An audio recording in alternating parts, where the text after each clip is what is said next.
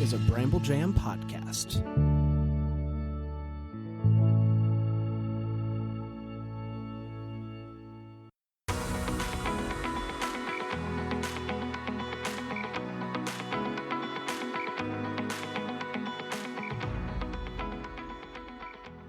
Welcome to Girls Gone Hallmark, a Hallmark review podcast. I'm Megan, and I'm a longtime Hallmark fan. I'm Wendy. I'm a former Hallmark hater. On today's episode, we are discussing Lost in Paradise, which originally aired on the Hallmark Channel on Saturday, January 3rd, and is currently available to stream on Hallmark Plus.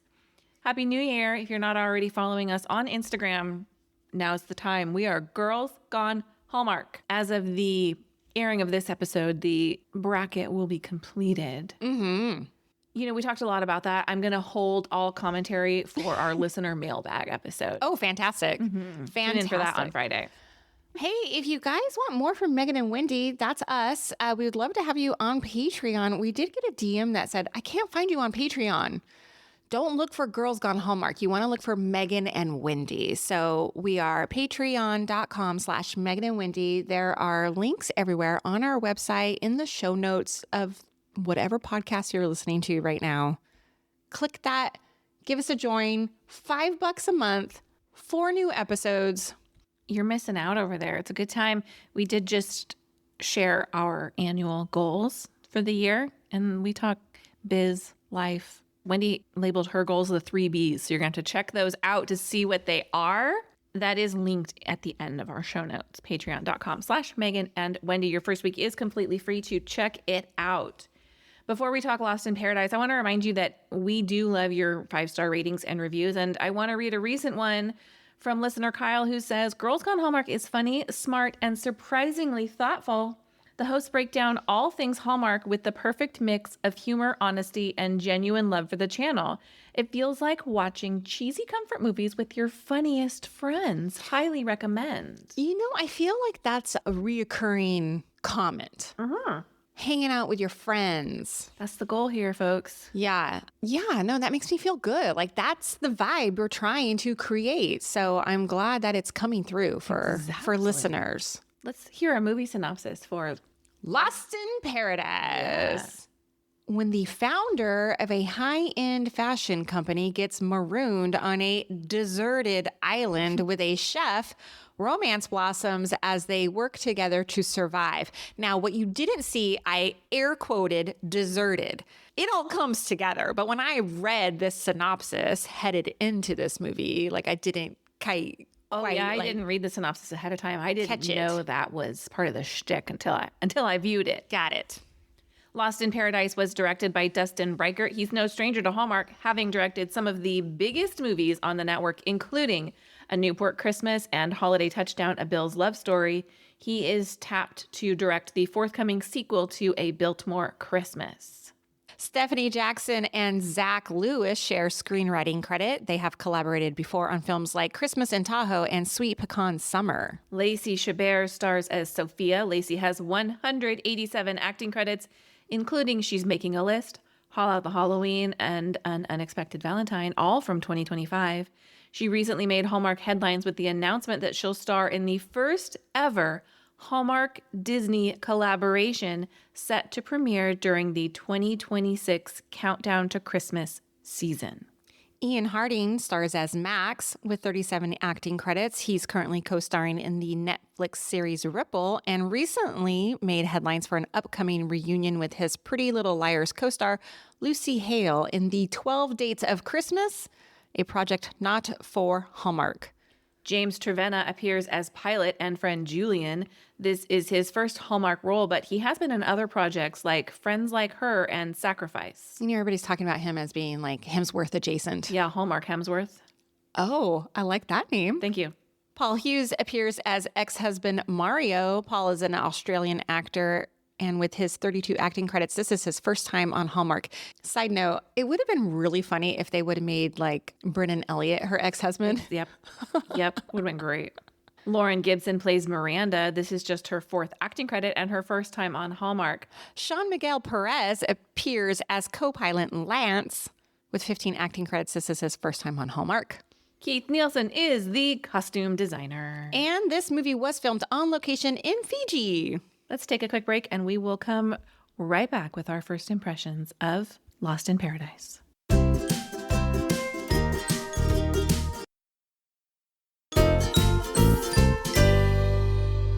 Hey, Wendy, what was your first impression of Lost in Paradise? Like the many who left their own first impressions on our Instagram, this is a really solid start to the new year. And I say, yes, chef.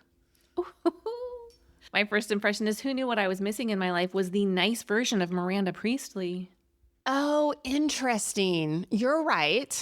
You're right. Mm-hmm. She's like the very sweet, wholesome Miranda Priestley. Yeah, they had an opportunity to make this badass businesswoman be kind of bitchy, and she wasn't. So that landed for you? Yeah, I don't want to have to fight through disliking her. Like, women can be strong and smart and also nice. Yeah. Yeah. But to your point, I thought this was an excellent start to the new year, a really nice transition out of Christmas content, out of wintry content. My husband was like, why are they airing this tropical movie in January? And I was like, because it's January. Everybody wants to get away from the winter. We want a fresh start. Don't you want to be on a tropical island? Well, let's talk about that for a second, because in years past, it was Winterfest. And then New Year, new movies. And would those movies be surrounded with themes of like being cold still? We definitely did quite a few cold, snowy themed movies. I'm just trying to think back over, we are now in our 6th year. Yes. So New Year's, I can only think of like the freaking New Year's resolution movie. I can't remember any other January movie.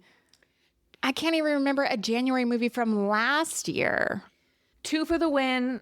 Those were all snowy movies. It's a snowy movie. Taking a Shot at Love. Taking a Shot at Love. A wintry ice skating movie. What were last year's January I think movies? they were travel too, but I'm having visions of Rhiannon Fish on a... Oh yeah, Polar. It was Winter Escape. It was Love of the Irish, Polar Opposites, My Argentine Heart, and The Perfect Setting. It's sort of cobbled together as like a winter getaway. And what is the theme this year? Winter Escape? Winter Escape. Okay. It's the same theme. Well, look, I'm glad the holidays are over. Send me to a tropical island. Yeah, I love Christmas, but honestly, I was ready for it. I mean, it felt fresh. It looked fresh. It was everything we needed in a top of the year movie. If I may quote Mailman Steve from our Facebook group, he says, off the top of my head, I cannot remember a first movie after Christmas being so well done. We go back to Taking a Shot at Love, which I do believe was the first movie of 2021. That was pretty well done. But he says Lacey was her usual great self, but Ian stole the show. His ability to deliver a comedic line is fantastic. He was giving John Brotherton vibes from Following Yonder Star. I agree. This was a strong kickoff to the year. I liked it a lot. Can I tell you some things I liked? Please. I was genuinely impressed how they handled the plane crash. You know me, I don't like flying because I am scared of plane crashes. Mm-hmm. And when they started to like have, distress, yes. I was like, I don't want to watch this. It made me feel like very anxious. And I was like, well, good job by like the movie makers, to make me feel this way. Yeah. And I don't know if that's just a me thing because I have like such anxiety already as it is. Did you feel that way? Yeah, I don't really enjoy flying. But did that scene make you feel nervous for them? Yeah, because I don't like any form of turbulence. So when they're freaking out, take your seats. Yeah, it stressed me out. The scene absolutely stressed me out. It was funny though, because she was like, shouldn't you be doing something? And I was like, what? Protocols. But what really does the flight attendant do? They can't really do much when the plane is crashing. Right. They're supposed to take cover as well. Yeah. But this is what I really liked. I like that they didn't try to show some dramatic crash landing, which would have been not well done. And they just cut straight to being marooned on the island. I think that choice really worked here. So I like that a lot. I agree.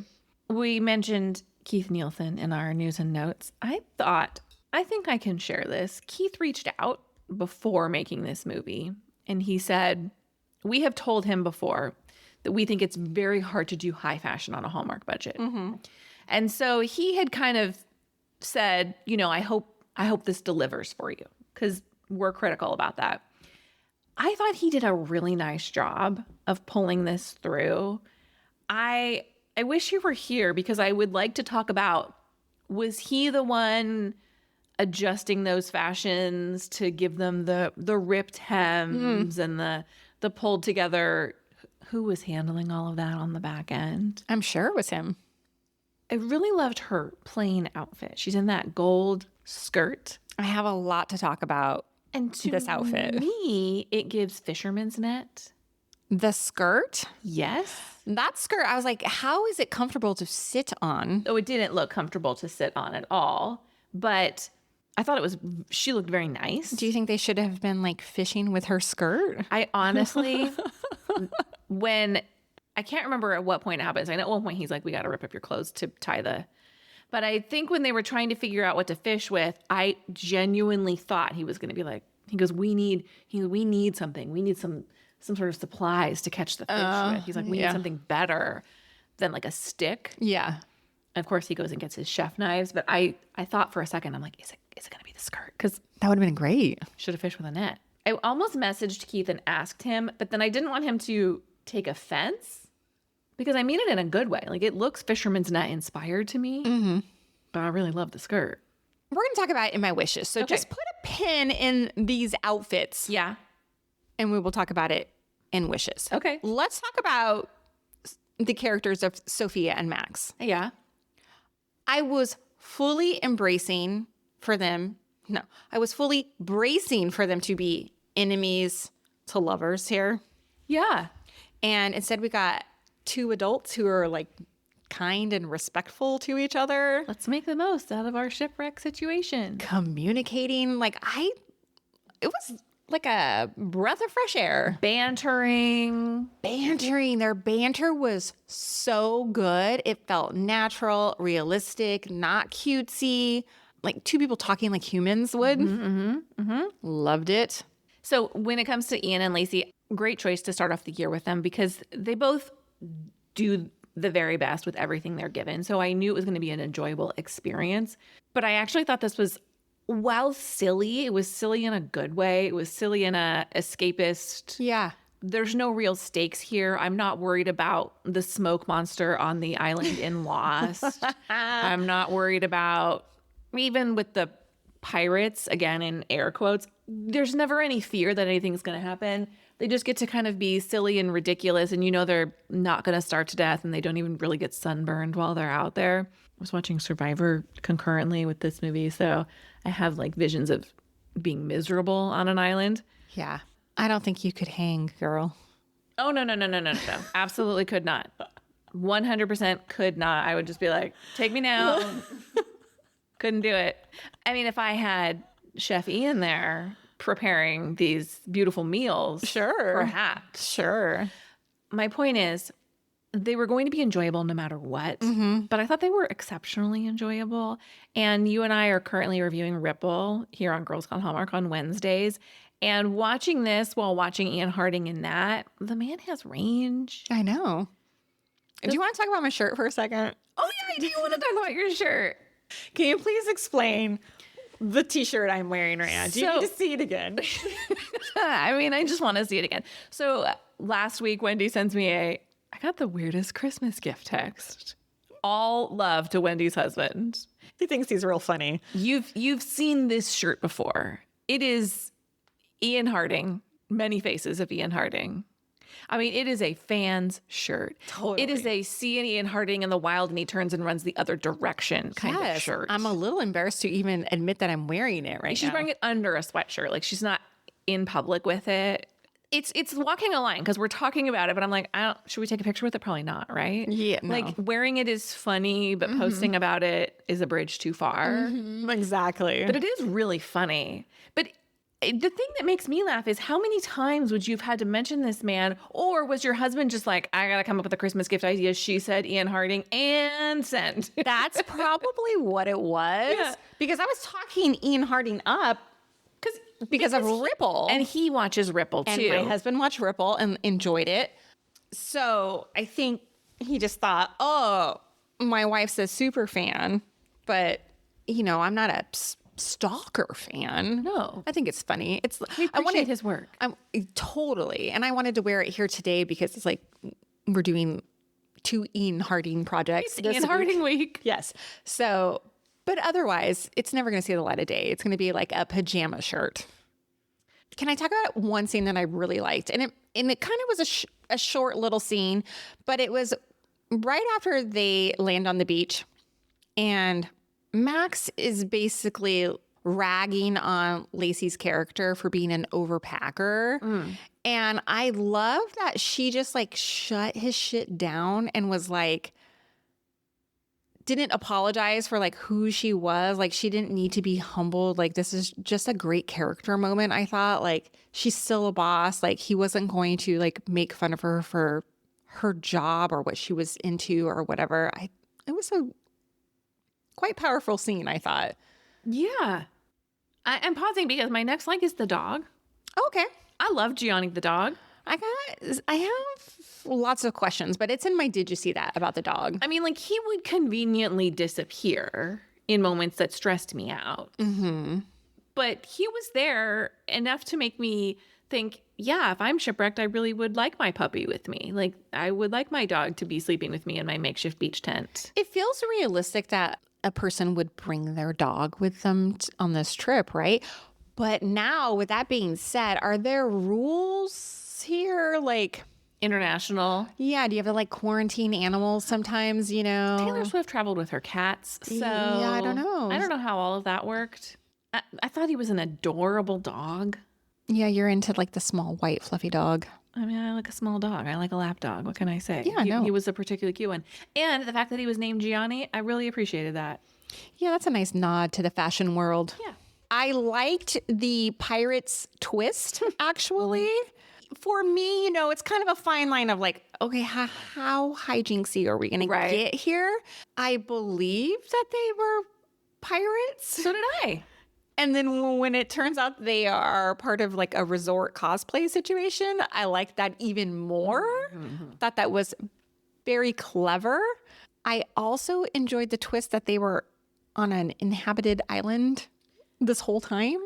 Did you? I did. I thought it was really funny. I think it's funny too, but is it realistic that they didn't realize? Like they climbed to the top of this island and they didn't realize there was... Could they not see like a beautiful resort? I don't know. Yeah, I don't know. When the helicopter is landing on the golf course, yeah. I just thought that was so funny. He's like, oh yeah, this is a golf when they course. Come running out. Yeah.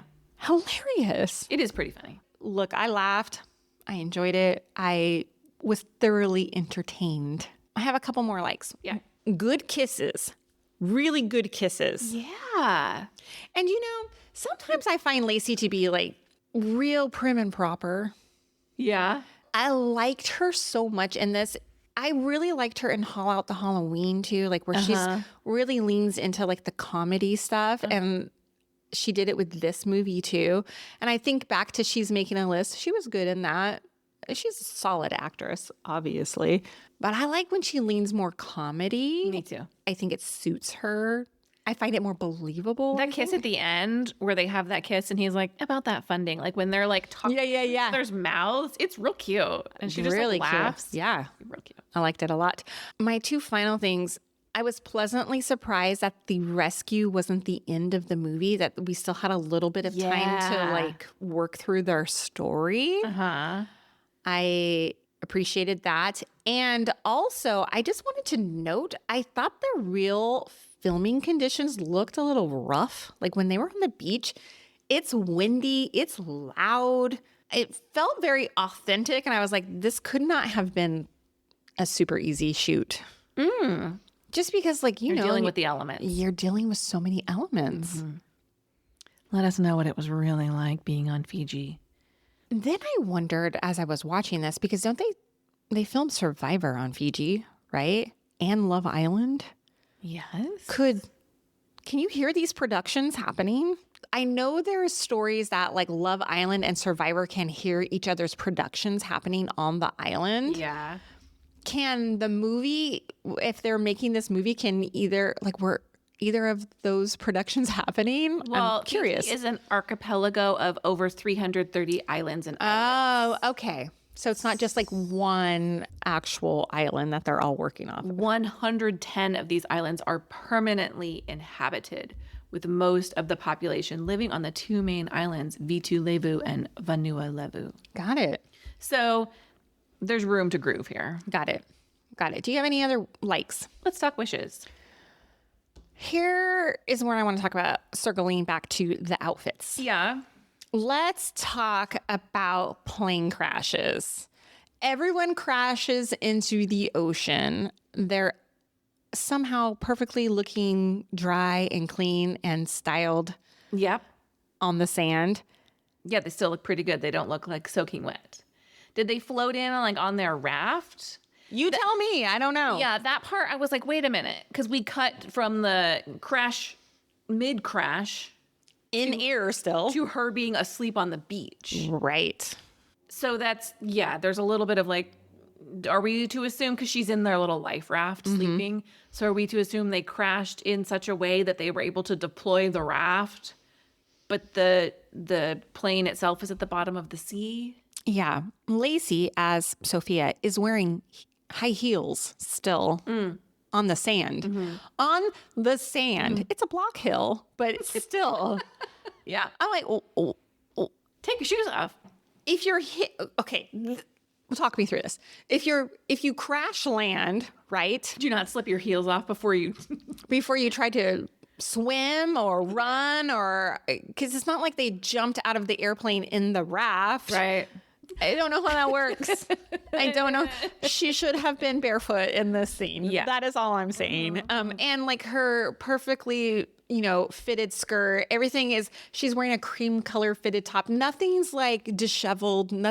I would look like Albert Einstein coming out of the ocean. Like, Mascara running down your face. she's still got like a lip and an eyeliner and all this stuff. Ian's character, he's perfectly... Yeah, they non-wet. their shirts a little bit to Yeah. make them look a little rumpled. Pilots. Nobody has like burn marks on their face or like nothing. That's all. Give me a little bit of. Sure. We've all seen Lost. We've all seen Sully. We've all seen some TV miniseries of a. Yeah, and Sully landed. This plane didn't land; it crashed. Right. And I just watched Survivor, and those people are dirty. Right. Let's talk about the airport green screen. Woof. I don't understand. I love this production company. It's Synthetic cinema. Synthetic Cinemas. They make great movies. But for some reason, sometimes their green screen stuff is not great. Yeah. And I wonder what the discussion there is, because I'm thinking of a Newport Christmas, right?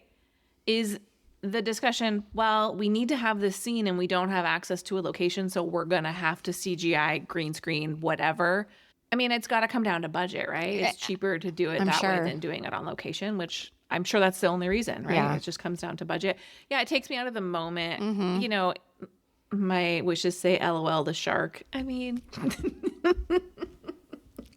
What in the shark scene was that?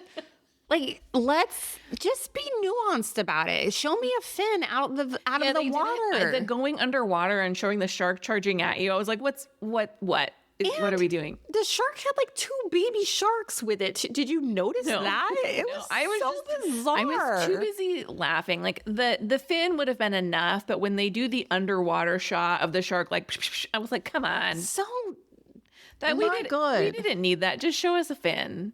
That's scary enough. Because I feel like the fin, if they had just showed the fin, it could have been anything. It could have been like they imagined the fin. It could have been a dolphin fin. It could have been any number of things that they ran out of the water. But to double down on it being a great white shark in this moment, it just felt silly. And then they're like, oh no, that was a little bit scary. Yeah.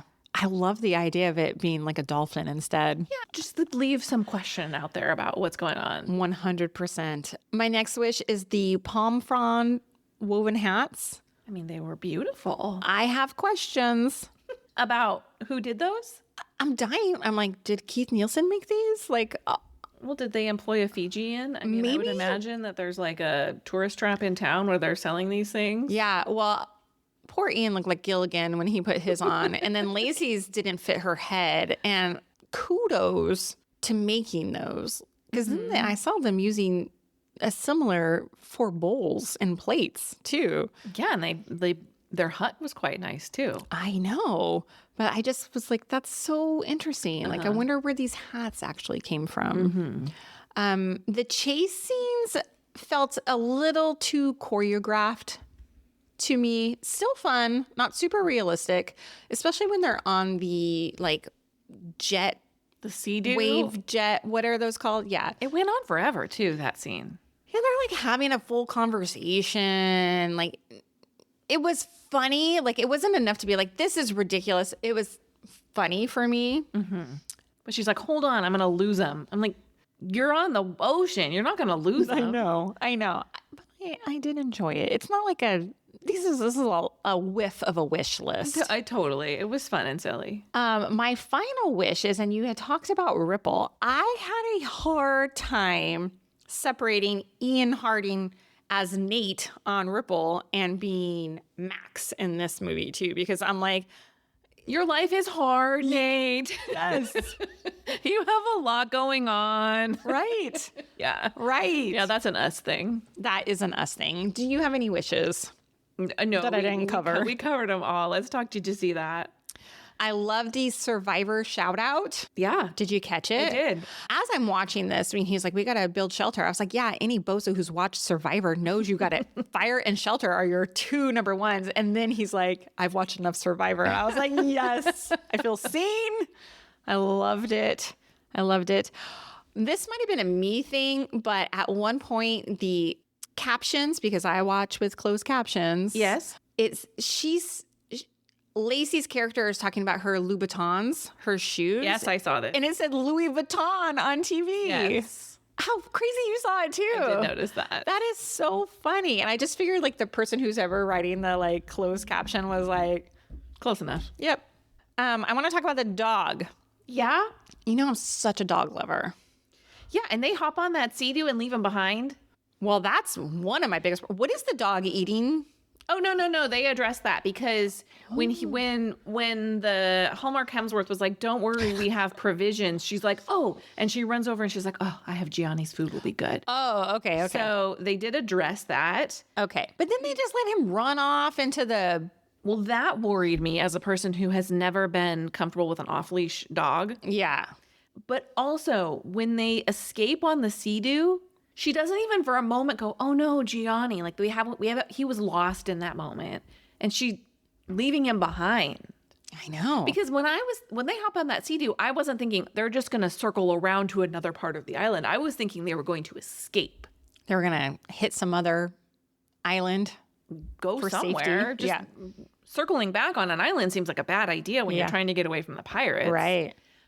She's just like, every man for himself. Got to look Yeah. out for number one. You know, and Ian's character is like, oh, he's out living his best life. I was like, what? This is a dog that doesn't know how to fend for himself out in the wild. Can you imagine Bailey on an island? No, he would be snake food.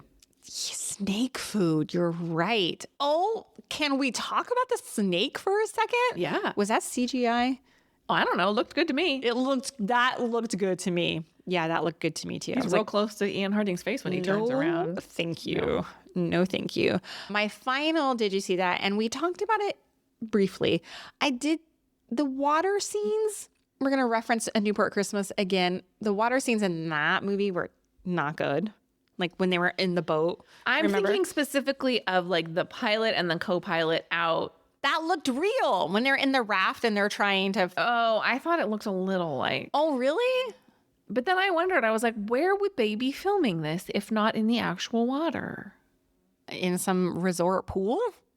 I guess. I In don't the know. dark? I thought it looked good. Yeah. I thought that looked good. I just thought this is growth from A Newport Christmas. Well, nice. Right before they go spearfishing, from one angle, the knife blade is facing towards Lacey's face, and from the other angle, it's facing away. Oh, really? She's holding her spear on the ground.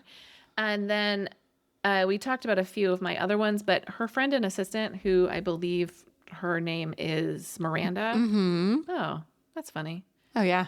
That is funny. She has a Kim Matula vibe to her in some lights, like just like a brief, like, oh, that looks, no, it doesn't.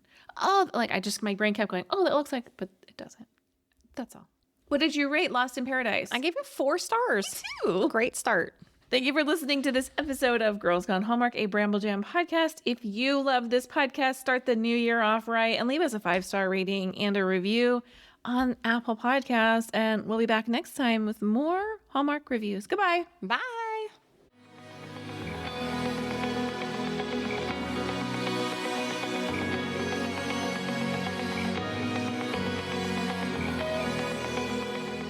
All right, friends, before we go, just a quick heads up. You're about to hear some ads. These little gems help us keep the show running and the Hallmark love flowing. So do with that info what you will. Grab a snack, hit the skip button, or maybe, just maybe, listen in and discover your new favorite product. Bye.